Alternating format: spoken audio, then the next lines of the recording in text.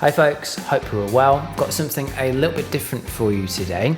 So I've been a fan of Steve Stevens for ages, but I specifically remembered that a couple of years ago there was a video that came out upon the release of Suhr's Neon Drip 80s shred guitars that featured Steve Stevens and Pete Thorn. At the time, I remember thinking how cool some of the licks that Steve was using were, and that I must go back and figure out what was going on.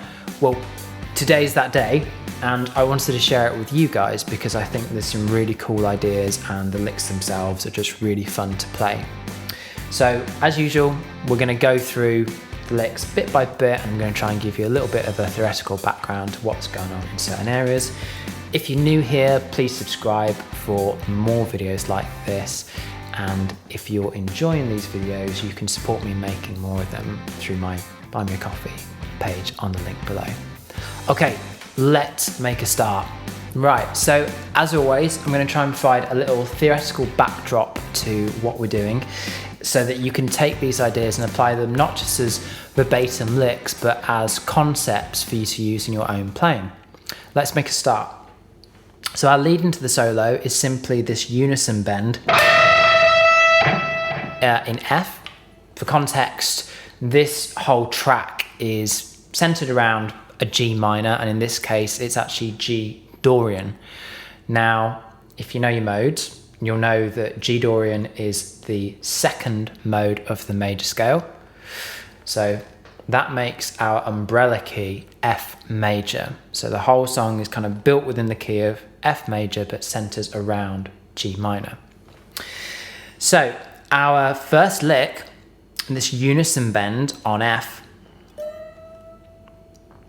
it's great for creating a little bit of tension because it's serving as the flat 7 to our tonal center of G minor, okay? Now, when you do stuff like this, there's kind of a couple of different ways you can approach it. You can either bend very quickly, and all we're doing is holding down the 13th fret of the E and then bending the 16th fret of the B up a tone to match the pitch of the unbent note on the 13th fret of the E.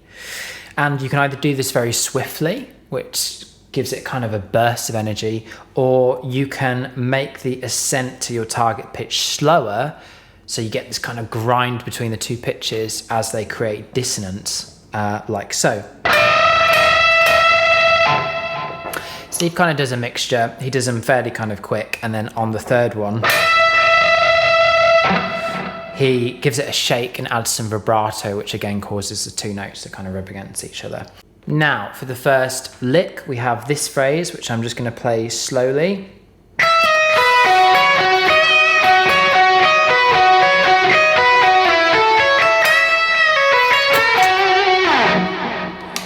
Super cool. Now what Steve's doing from a kind of theory standpoint, which is really cool, is he's playing off this C triad we have here. Okay, again, thinking in the broader context of things, if we're in the key of F, C also exists within the key on the 5th degree of the scale. So Steve is kind of superimposing the 5th of the key over G minor, which is cool. And when you do this, what you're doing is kind of highlighting little groups of intervals to create a kind of concentrated and very melodic sort of sound. So let's just go through this step by step. The first thing, we are just sliding down with our middle finger from the 13th to the 12th fret on the E, and then kind of completing this little D shape with the 13th fret of the B and the 12th fret of the G. We now introduce this idea of kind of a pedal note.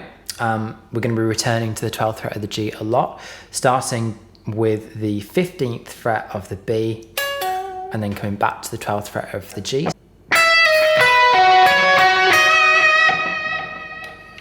Okay, and then we're going to kind of repeat a little block of this lick, which is, okay, we just have the 12th fret of the G again, and we're bouncing between that and the 15th fret of the B, and then we're coming down that triad again. and that repeats twice. So the first lick very slowly,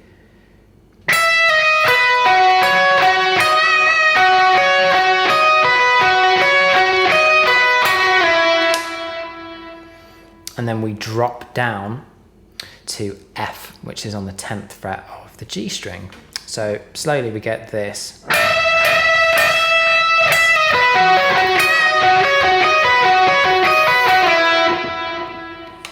Once we arrive at the 10th fret of the G, we're going to play the 11th fret of the B, 10th fret of the E, followed by the 13th fret of the same string.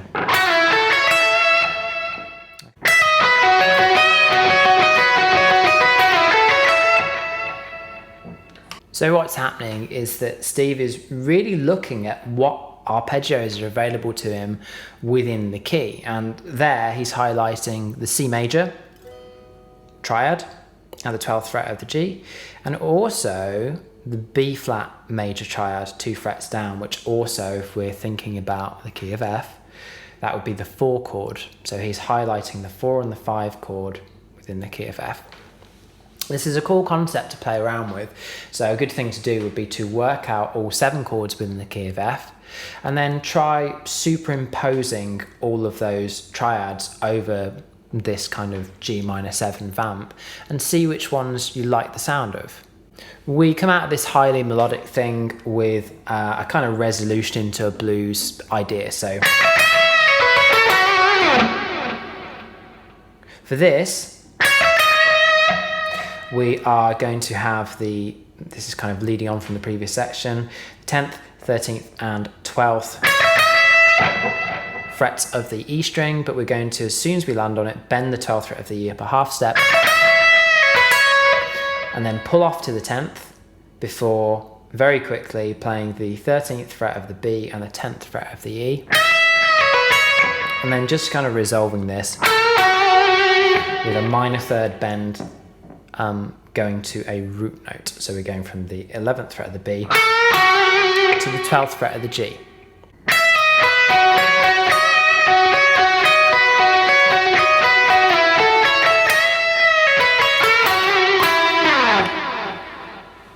Okay, let's jump into lick number 2. So I want to show you quickly the sort of layout of this lick. We are going to be predominantly focusing on the G string, and it's just going to be centering around these notes of the scale, which is the 12th, 10th, 9th, 7th and 5th frets of the G string. The lick itself goes like this.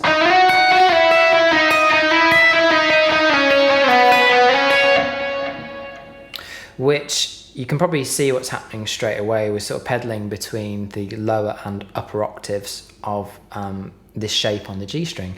So wherever your index finger is, your little finger is going to be 3 frets up and 2 strings up. So you're going to have a string being muted in between your 2 other fingers.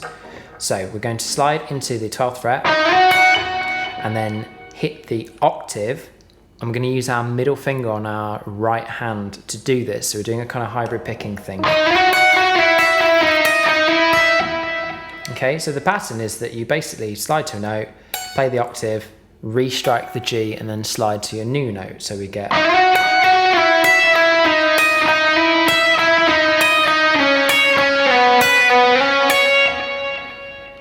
Okay, I'm going to do it one more time really slowly, because I think that you can probably pick this up quite quickly by ear now you know what he's doing.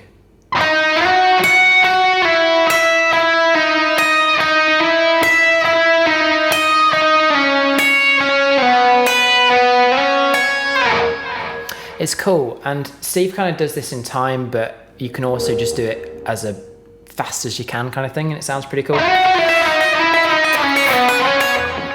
And then he rounds up this lick with a big bend at the 8th fret of the B,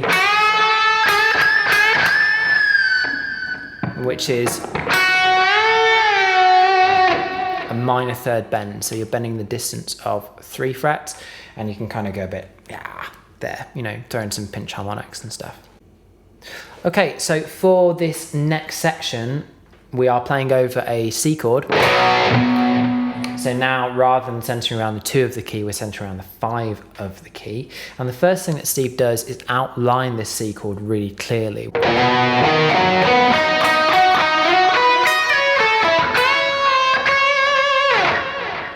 And the first thing that he's doing here is outlining a C major triad. So he's sliding into the root note from 1 fret below it at the 8th fret of the low E string. He's then playing the major 3rd and the perfect 5th, which is the 7th and the 10th fret of the A, moving to the octave of the root on the 10th fret of the D. I use my ring finger for this so that I'm trying to get as much separation as I can between every note. So I'm using middle, index, middle, ring. Then the halfway point of this run, we have the 9th fret of the G, which we play twice, and then 12th fret and back to the 9th. From here we slide into that familiar little triad shape from earlier in the lick, this C major triad shape. So we're sliding from 9 and then going 12, 13, 12 on the G, B and E respectively. We then slide down into our second familiar triad shape, which is that B flat from earlier, which he just descends. So he goes up the C and down the B flat.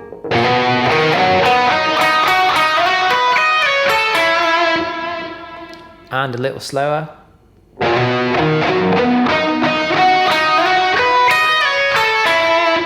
We wrap this up with a big old rock bend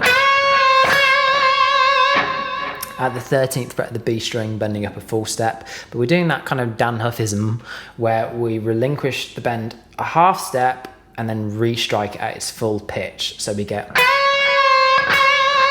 just helps to create a bit more tension and attitude. Okay, for the back end of this part of the lick, we just have 2 bends, which is at this point, it's worth noting that the track has returned to a backing track of G. So we outline this by playing the 18th fret of the B string, which is basically bending from the flat 7 up to the tonic, and then from the tonic up to the minor 3rd, which is the, oh God, I've got to count, 20th fret of the B.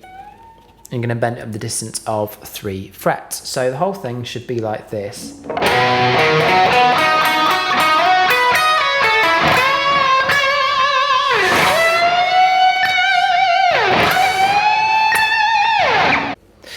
Okay, the kind of outro on the fade out, I'm not really classing that as one of the licks as such. It's like a harmonized line that he does with Pete Thorn.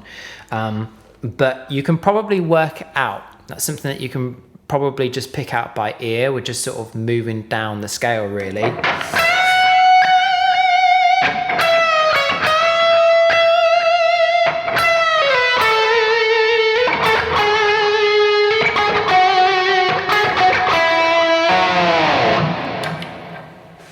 And the only key with that sort of thing is intonation, making sure that you are as in tune as possible with your bends, and also getting the kind of width and speed of the vibrato right. So it can be quite useful, particularly if it's maybe a player you haven't transcribed loads before, to listen to them playing with your eyes closed and then try and physically match the speed and width of a particular note that they play until you've kind of captured the character of their vibrato.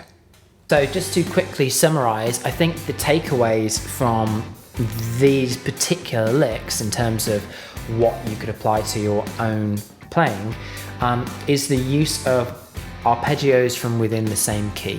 Okay, so we have been playing in G Dorian pretty much this whole time, but you can see that Steve borrows several arpeggios from the key of F major, which is the umbrella key.